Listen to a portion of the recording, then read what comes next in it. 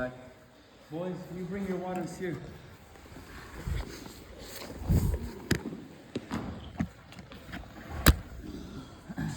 Feeling good? Very good. This is for me, I can say this to me is a method of training that I do by myself. I call it shadow boxing. I learned this from Deadly Mike a long time ago. When you have a partner, it's easier. When you're by yourself, it can actually be a little bit scary because you're battling yourself. You're like, we're our own worst enemy. So if you know you're gonna battle yourself and you're doing a full throw, it's not 5 seconds, it's 30 seconds, back and forth, you're gonna get to a point where you feel very secure with yourself, no matter what happens. There's no mistakes. When we practice like this, we learn that every position is an opportunity. Every moment is is fine the way it is. So, what are some things that you noticed as you were doing this exercise? What are some reflections that you guys have? You have to think quick. Especially like if you're actually in a battle. Like, oh, what do I do now? Like, what do I have left? Yeah, it's a good comment. Now, are we thinking with our brains? No. It's a good question. Shank's like, no. I don't think. I don't got a brain. Yeah, he's like, we have to react, right? So Shank is reminding us, we're remembering, but we're not really remembering necessarily just with the brain. Why? Because the oxygen is depleted from your brain the more you're breaking. That's why another reason why I'm saying, remember, be like a dragon, Eastern dragon. You're breathing the whole time because when the oxygen, the air goes in the brain, then you can remember, but you can't rely on that. What we have to trust and rely is our training so that what Shank said, I don't have to think, I can feel it. I just naturally start doing it. What Brandon's experiencing and what he's sharing is the growing of your wit. Your wit. You're able to speak quickly and answer back quickly with confidence. Even if you don't know what to say, you can still do it. Anything else you guys notice? Muscle memory. Muscle memory, that's right. Your muscle memory. Like when I am breaking for a while, I tend to rely on the same old moves and repeat, and it's something I don't want to do. So I think I have to do more of like thinking with my muscle memory and also like using the music, like not overthink the moves, but like use the music. Yeah. Because I tend to repeat as I go longer. Yeah, all of us, man. Like all of us have exactly what Matt D is saying to us is we all have the habits, we grow and we start growing new habits all the time. So it's good to practice like this because we can get outside of our brain and get more into listening. We can just listen because the music tells us what to do. So if we already know the music tells us what to do, then the next thing is you have to have trust. I trust the music is going to tell me what to do. I trust that my body is going to do what it needs to do to follow the music. So there's trust on two ends. When you have trust here, you have trust here, you have trust here, that means you got love. You have some love. I love the music. I love and have gratitude that my body can move. It feels good to move this way. I feel good about myself. I honor myself. I honor my ancestors. I honor my experience. When I'm expressing myself honestly, I have love. So when the demonstrators throw down, everyone's gonna feel it. Everyone's listening to the same thing you're listening to. So when we practice like this, we start to develop trust. You trust yourself, you trust the music, you trust that you're having a conversation and you can be present. Anything else that we learned from this exercise? What did you notice? It's good to be like prepared, have like not so much backups, but if you understand like how you're having us to practice levels, that's a good way to be able to pick up from where you may have failed. If you crash, say in the middle of your set, you just pick up right there pretty quickly. Yeah, that's the trust. It's like the more you're like, I'm familiar with this position. You know what? Because I keep going in this position, I found this clever sculpture that I made that it feels good. So anytime I'm in that position, I can escape there. Or when you're watching somebody, you go to a jam and it's people you don't know, maybe it's people you know, and you're watching like, oh my gosh, this person is doing something that I remember, that I have, that I completely forgot. There's the trust again. I trust that. Instead of feeling I don't know what to do, I'm afraid, or oh, I messed up, or oh, we don't need to think this way anymore. We don't need to because we're on a different level now when we're playing. What else did you notice about when you switched partners? Did you guys notice anything? The conversation's different. Yeah, my movement not changed, but kind of like I felt like I was matching almost what I was getting, the energy I was getting. So my movement changed a bit, and the right choices changed and stuff. It was really cool. So exciting.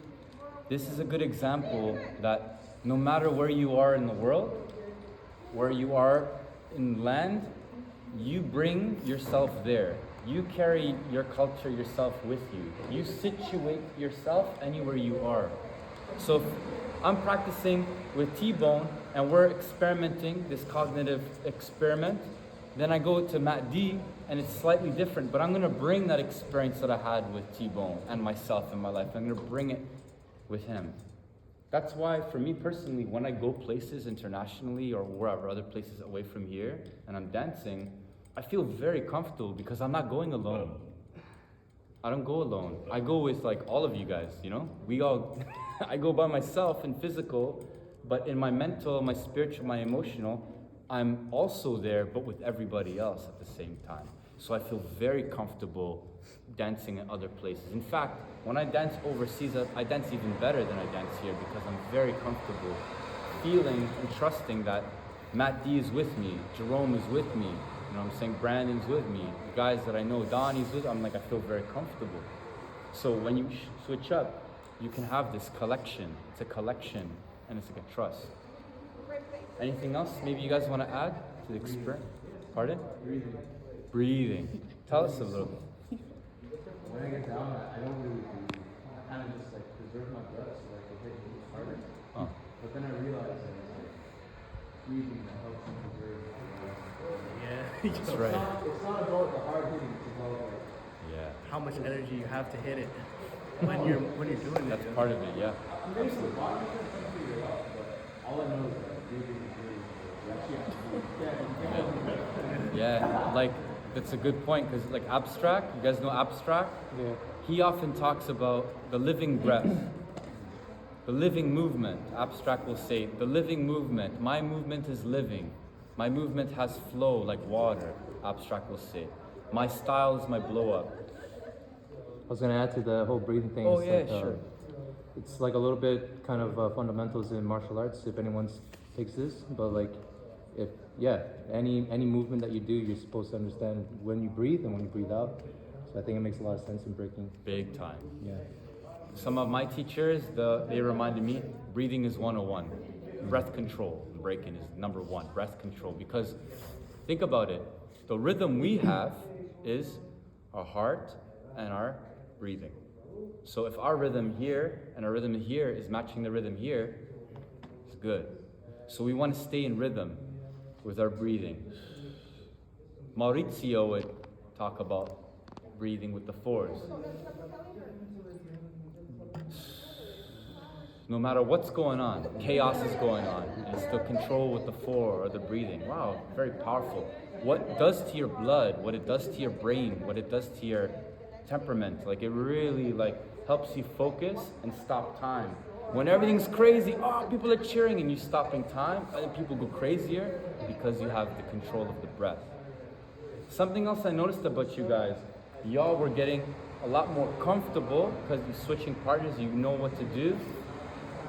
The level started to increase. I started to notice new moves were being created. Did you guys notice that too? Yeah, like things that you never even see. Like I didn't know that was possible.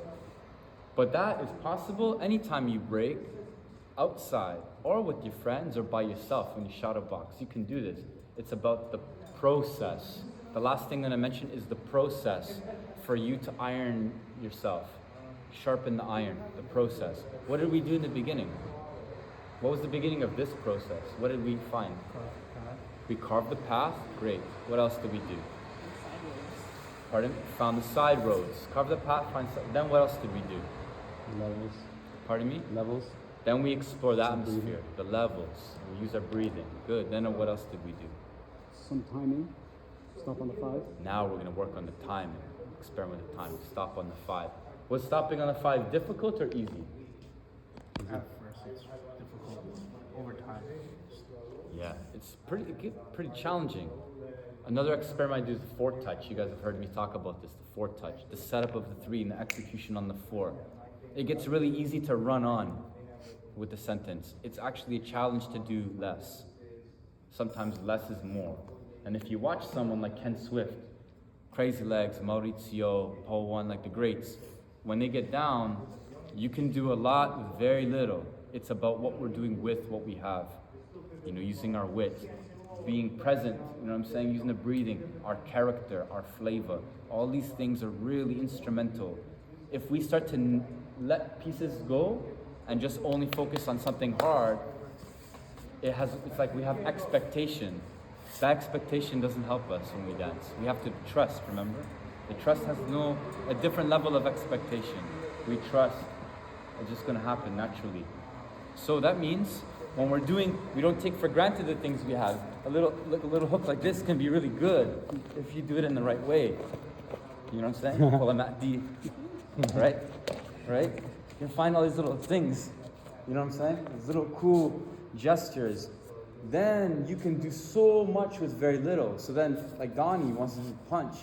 Then when you do the punch, it makes someone throw up. It's like, oh, the punch is like, wow, it's so amazing. Abstract will say, my style is my blow up. My style is my blow up. I don't have to rely on the air flare, although I want to learn the air flare to be free, but it's my style, all the details of what I'm doing that already is naturally impressive. That's what we want. You want to be able to communicate so much with very, very little with quality. Then you're going to have so much more fun. Then when people are dancing around you, they can't help but dance with you. They get inspired with you. You know what I'm saying? And you just keep getting better. Cool? All right, thank you guys. Thank you all. Awesome.